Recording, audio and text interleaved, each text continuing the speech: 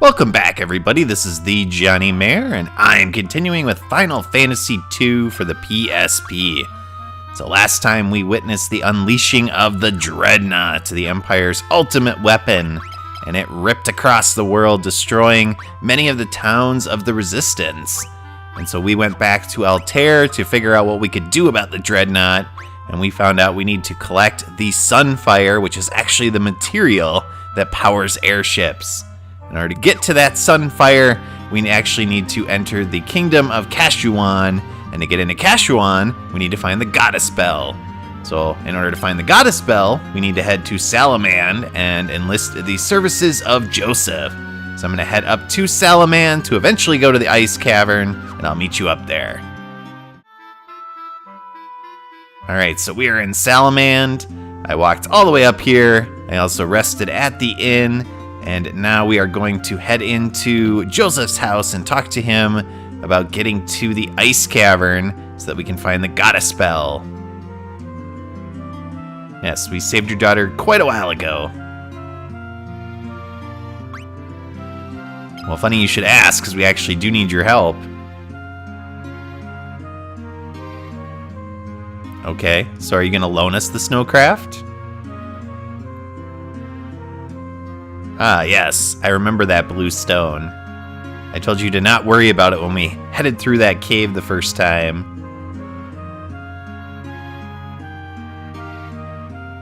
Well, I mean, it's okay. Ah, so he is gonna join us. So that's nice, we get a new party member. So now we're up to 4 again, after losing Minwoo last time. Now, Josef is as close to a starting monk in later Final Fantasy games as you can find in this game. He is very much about barehanded fighting. So I am going to leave him as a barehanded fighter, and I will equip him with some items that we have left over from our previous travels. You'll notice his skill level is in barehanded fighting. Now, unlike the Final Fantasy II version on the original NES, Josef is actually bald in this version, and his character sprite in battle is also bald. So now we are going to head to the cave he mentioned to find the snowcraft. And that was always weird about the NES version, because even though Josef was bald, he actually had hair. Alright, so here we are at the cavern for Semite Falls. All we have to do is head to the left, and then we will find the blue stone, and that'll allow us to access the snowcraft. So yeah, Josef had blue hair for some reason in the NES original. Not sure why that is, but well, they fixed that for this version. So cool, we have a snowcraft. A snowmobile of sorts, although certainly not the classic sense of a snowmobile as you would expect, for those of you that have seen one of those.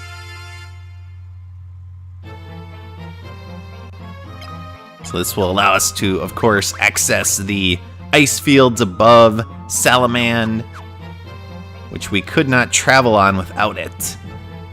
Where's that stupid door?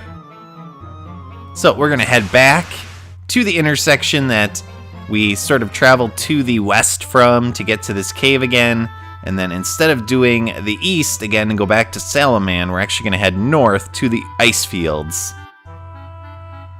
And then it will be a quick trip across the ice fields with the snowcraft to get to the Ice Cavern, as Sid and his airship continues to fly around. It's good to see that even after the Dreadnought is terrorizing the people of this world, Sid is still making money with his aircraft. Don't you notice, see, the snowcraft is more of a traditional kind of sailboat, except with, you know, certain types of skis on it, so that it can travel across ice. Looks like it's a pretty strong wind heading to the east, huh? Ugh, stupid airship. You could have just flown us directly to the ice cavern instead of making us do this stupid runaround. And that's not true. You can't access the ice cavern with the airship.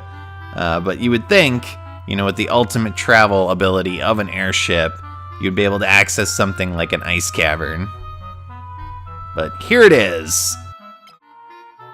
So let's head on in.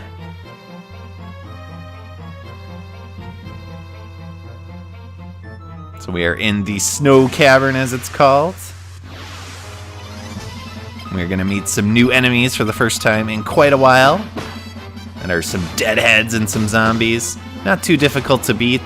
As you might expect, most of the enemies in this particular dungeon are weak to fire. So if you've been building up your fire magic, it should do you pretty well in this cave in terms of taking out enemies very quickly. Now the cave is not massive, it's about 5 or 6 levels, and there are quite a few treasure chests to pick up. So I will be showing you the locations of those chests. Many of the doors you're going to see actually lead to just the random rooms that are nothing but enemies. So we'll be avoiding most of those rooms because there is no reason to go into them. Now that room is actually locked, so we can't go into it anyway, but it will come into play a little bit later in the game. So many chests to collect, many random encounters to fight, and many ice-cold lakes to traverse. Now fortunately we are not victims of hyperthermia or hypothermia in this particular scenario. Despite being in this very, very cold water, Furion and group will be perfectly fine. There's no meter for keeping your body temperature up, a la Final Fantasy VII, of course, when you're climbing the mountaintop to get up to the peak with Cloud and his group of the Great Glacier. So most of the chests in this area is going to be money, although there are some new items in terms of weapons and of course some armor as well. And there's one particular item that's going to be very useful in a mini-boss battle, and that is one we already picked up, and that is the Antarctic Wind. Now this chest here, we get a mithril mace, and we also have a monster in a box. We'll be taking on probably the most dangerous enemy in terms of random encounters in this area, and that is the grenade. So the grenade enemy, of course, is a bomb-like enemy. It will sometimes explode, causing massive damage. It will also cause physical damage, which is well beyond the capabilities of other enemies in this area. And you might expect it's not weak against fire, but it actually is. So if you ever encounter a large group of them, just use your fire magic. And you're going to want to take them out very quickly because, as I said, they have very high physical attack power, and so they will be able to do a lot of damage to your party. But luckily that is over. That is one of the 2 chests in this area that are rigged with some monsters. Now the second chest is the mini-boss of sorts. And of course it is protecting a semi-powerful weapon. So we'll have to take that chest on as well. Ooh, a potion. That is super useful. But you'll notice the encounter rate, of course, is very, very high. Having to do many, many random encounters. That is par for the course in this game. You will have to fight a lot. So there is numerous opportunities for you to continue to work on your skills. Now, I'm going to avoid that door because it's a dead end. There's not really any reason to be using your magic. So when I'm traveling around the world, I am using my magic a lot to level it up. But in dungeons, you want to actually save your magic for the bosses of the dungeon. So that's what I'm doing. I'm only using my magic as needed. So if I take a lot of damage, I heal with Furion, and then if I encounter large groups of enemies, like these icicle enemies, which look very dangerous with their pointy spear things, and of course the snowmen as well. Fortunately, these ones can be taken out pretty easily with physical attacks, But again, if you're facing large groups of the grenade enemy, feel free to use your fire magic.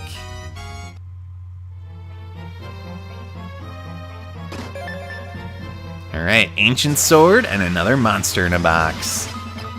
And this time we're going to take on the Shadow. Very dangerous enemy. Now, I'm a little overpowered for this area, so not too bad for me, and this encounter can actually give you up to 8 enemies, including 4 or so of that Shadow enemy, which, as you might expect, one is pretty easy to take out. The rest of them, well, it's going to be tough. This is all of our loot that we've acquired so far in this dungeon. The Ancient Sword is a nice weapon. It will rarely hit. It actually has a very low hit rate, but if it does hit, it invokes the curse spell on enemies, which actually lowers, whoa, what are these things? Lowers their defense very much, and magic defense as well. But yeah, we encounter some beavers that apparently live in this Snow Cavern, and for some reason, Guy speaks beaver. I really don't want to know why that's the case. But luckily for us, he does. So again, another secret passage. This place is just filled with them. So beavers are the precursor to Moogles. So we did not have Moogles before this point, at least in the original games of the series. But we did have beavers. They're a kind of cute and cuddly animal, I guess. Although beavers can be kind of dangerous if you get too close to them and they feel threatened. Alright, so this floor is pretty straightforward, and that is ultimately the boss that we are going to be taking on.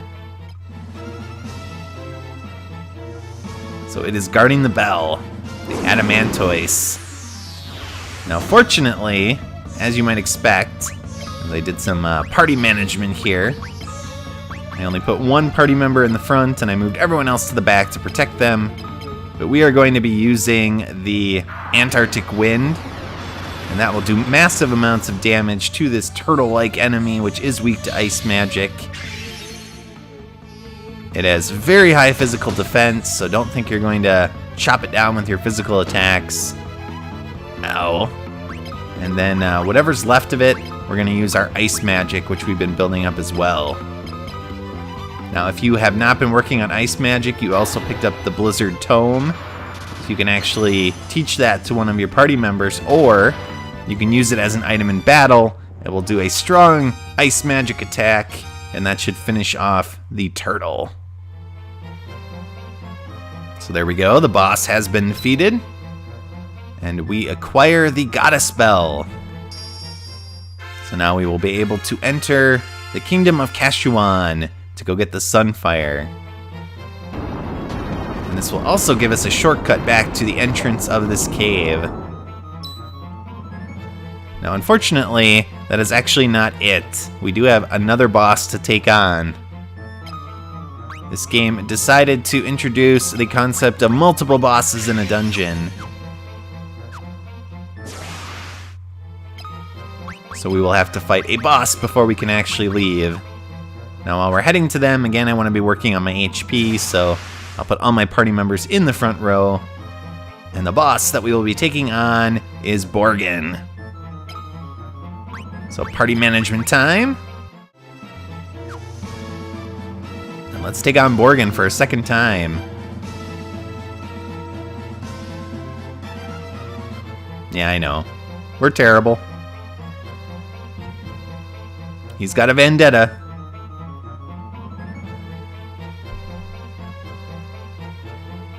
Well, a soldier of sorts.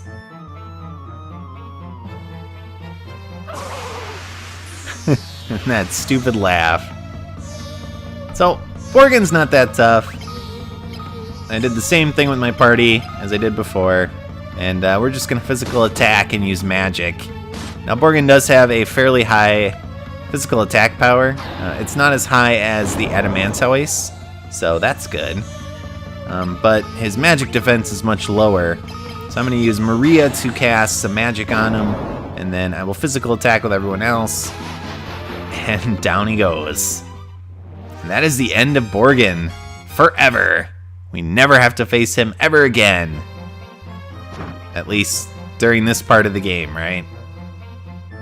But he's not done. He's got a little trick up his sleeve. Look at those teeth. He's booby-trapped the cave. What a jerk. Well, I don't plan on ever going to hell. But a la Indiana Jones, he hooked up a giant boulder. So we need to run. Run! Run, run, run! Yeah, that's gonna get us. Except Josef is going to hold it somehow? I don't think that's gonna work too long. Josef, no. Oh man, he's gonna sacrifice himself.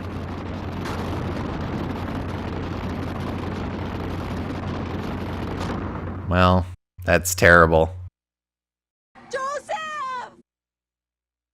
Yeah, Jill Valentine was right. That was horrible. We have lost a party member. Now we're gonna attempt to regroup back in Salamand in between episodes. And I'll see y'all next time as we continue onward.